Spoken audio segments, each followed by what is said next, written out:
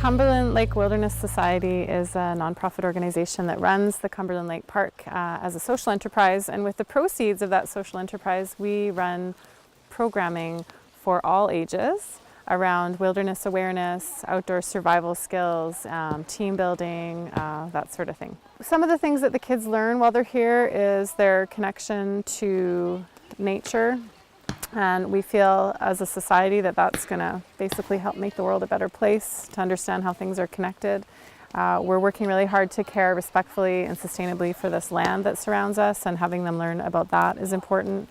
There are lots of problem-solving skills, creative thinking, and when we plan a program for a school, we work together with the teachers to match with curriculum when they want us to, so we can custom make a program for a school. We've had an outdoor ed program going here now since 2014. We've kind of gone through a school visioning process. We put two schools together, the elementary and the middle school, and in that process our parents were really clear they wanted a nature-based outdoor ed program. So we started off with our grade 5-6 kids and moved into our 6-7s and 8-9s, and we tried out a whole lot of different things.